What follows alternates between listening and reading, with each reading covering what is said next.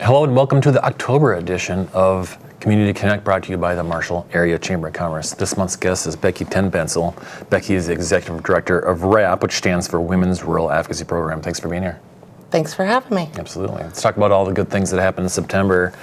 Fall sports have kicked off both in Marshall High and at SMSU.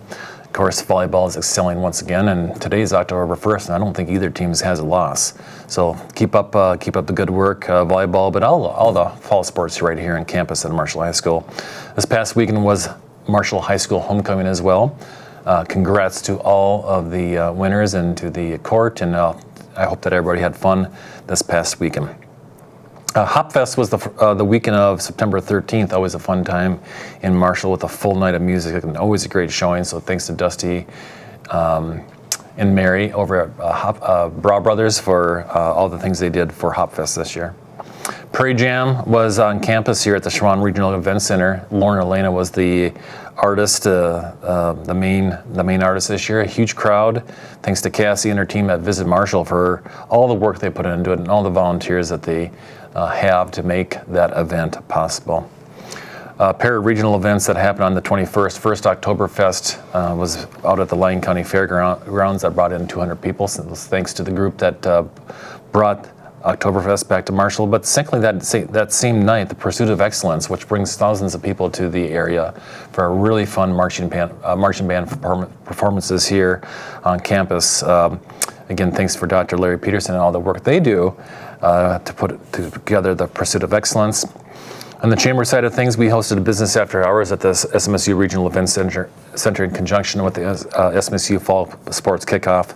Thanks to our last month's guest, Jennifer Flowers, and her team for putting on all that, and of course all the student athletes that she interviewed on that panel. So busy month of September, but Becci, we get a busy month of October. Yeah, we do. We sure do. And let's talk about that. Of course, October, for those that don't know, is it's a few months. Obviously, it's Fire Awareness Month. There's a lot of other themes this month, but it's also Domestic Violence Awareness Month. Becci, can you tell us a little bit history about that? Domestic Violence Awareness Month, it originally started, kind of its roots were back in March of 1917. And that's when the National Women's Party formed the Women's Right to Vote group. And that's when they started fighting for the women's right to vote. Mm-hmm. And then in January, we have jump ahead quite a ways, January of 1978, the United States Commission on Civil Rights holds a consultation with battered women, and the National Coalition Against Domestic Violence was formed. And then in July of 1978, over 100,000 women went to Washington, D.C. and demanded for equal rights. And at that point, that's when the color lavender and purple came into play. You will see when we are doing awareness for domestic violence awareness that we always use the color purple. Mm-hmm. Mm-hmm. And so that's when that came into play. And then in October of 1981, the National Coalition Against Domestic Violence declared National Day of Unity for October 17th to raise awareness about domestic violence and to support survivors of abuse. And then keeping in alignment with the women's right work and the demonstration, that's when purple was adopted as a color to symbolize the Day of Unity. And you will see that purple, we use it quite often. Mm-hmm. We have it in our logo. Mm-hmm. When we talk about domestic violence, our colors are purple. So you will see those. You got it in your nails. Yes, and I do have it in my nails. That's something that I always do for October is to, as a conversation piece, to have my nails done. Absolutely. And then in October of 1987 was the very first Domestic Violence Awareness Month that was observed. And that is also when the National Domestic Violence Hotline was established. And you can still reach that number at 800-799-7233. And then in 1989, Congress passed a public law which officially established October as a federal holiday for Domestic Violence Awareness Month. And then in 2010, Catherine Hudson co-founds Wear It Purple.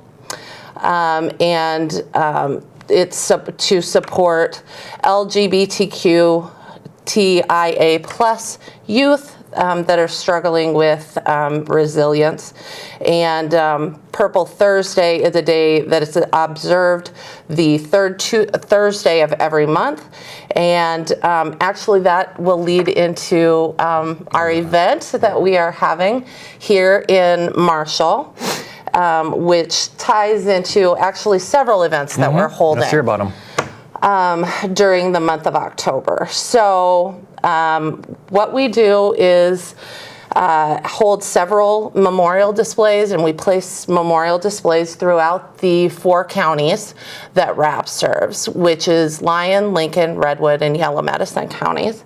And so the first full week of October, we have a memorial display at Ramsey Falls and Redwood Falls, and we have purple ribbons in memory and honoring the lives of the 40 victims of domestic violence that lost their lives due to the violence in their lives. So our first one is in Redwood. Our next one will be at the Lyon County Courthouse here in Marshall, and that's the 13th through the 20th. Then our next one will be at the Walking Bridge in downtown Granite Falls, and that is October 20th through the 27th. And then the final one is at the Ivanhoe City Park in Ivanhoe, and that's the 23rd through the 30th. We're also, something new this year, is we are working with Lower Sioux tribal community, and they are lighting up the incubator and lighting up the bridge out at the Lower Sioux Reservation during the month of October to help raise awareness. When we talk about Thursday, the 17th, which is Purple Thursday, we will be holding our event here in Marshall. It will be at the close of our silent auction. And I know you've joined us before, but our silent auction starts online on October 10th. We have some really, really great things that we've already had donated from community members and our supporters. And so that will start online on October 10th, and that will go till October 17th. And then we will have our live event at the Marshall Golf Club on the 17th of October, where we will close out the silent auction, and we will have a small program to honor the lives of those that we lost and support survivors in our local communities. Yeah, very important stuff. When people see RAP, Women's Rural Advocacy Program, they might notice if they look closely that M is capitalized. So with that being said, who does RAP provide services to? We provide services to everybody.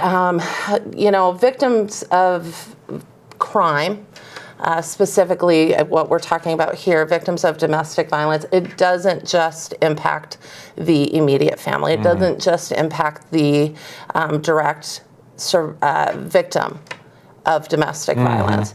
The ripple effect of the domestic violence is huge, and it impacts our families, our coworkers, our communities, all of those things. So we have staff that are there to work specifically with the victims who are experiencing the violence and their support systems.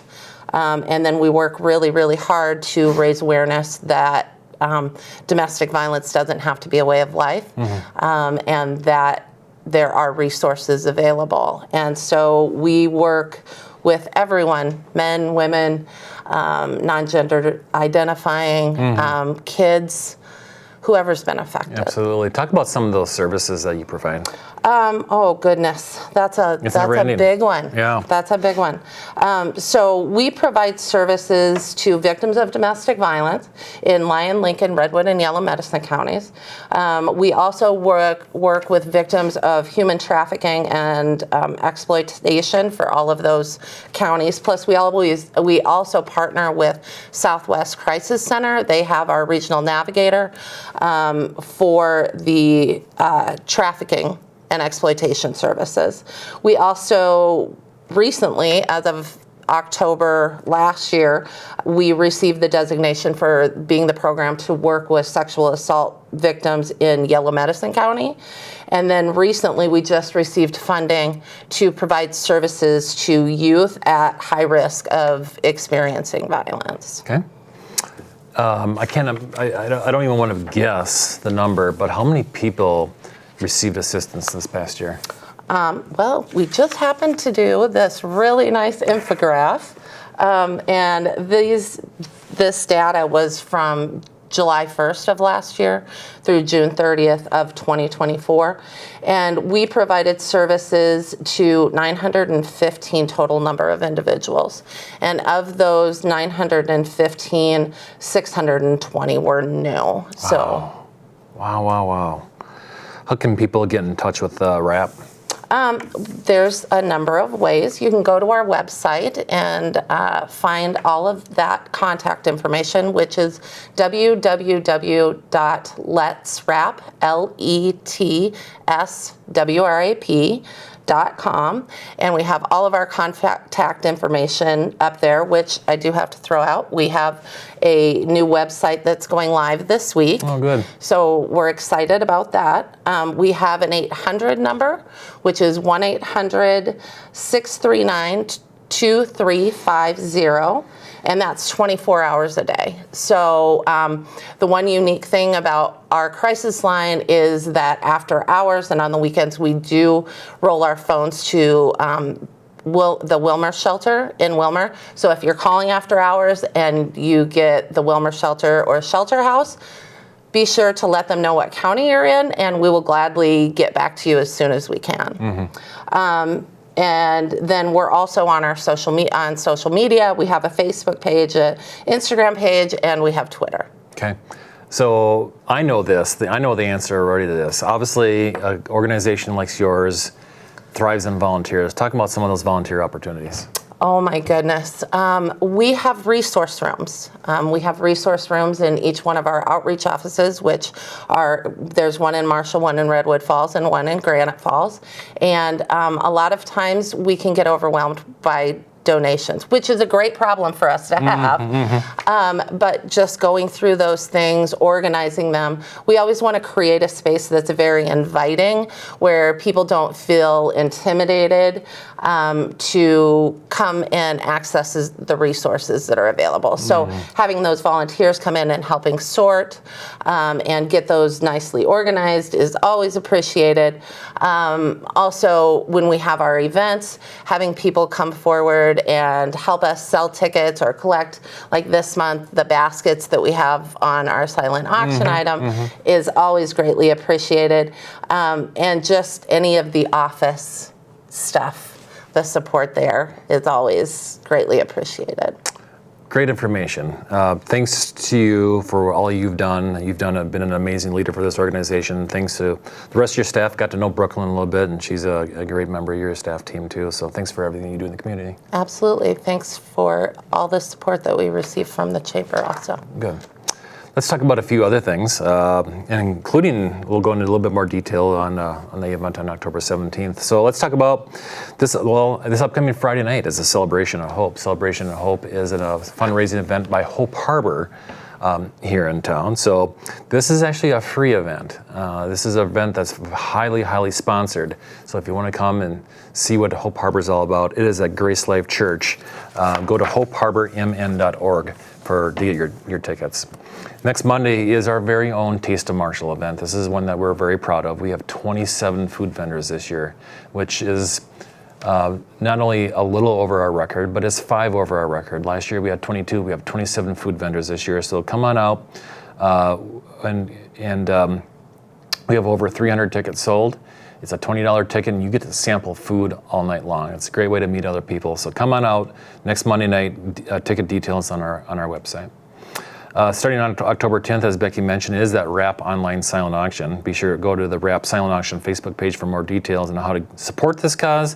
At the end of the bidding, there will be an event at the golf course. How do they get those tickets? You can go to our either our Facebook page, or you can go to our website, and there's a link that you can just purchase your tickets online. Perfect. I've gone to it before. It was at Brawl Brothers a few years ago. It's a great event. They really do a good job telling their story. SMSU Homecoming Weekend is the weekend of the 11th. Be sure to check out the many activities that are around town, including parades, alumni events, football, volleyball, and much more. It's always a fun time, so come on out for the fun time. SMSU Homecoming next weekend. The Marshall Downtown Business Association is putting on Moonlight Madness again this year. This is on Thursday, October 24th. This is a women's shopping event. It's actually an all-day thing.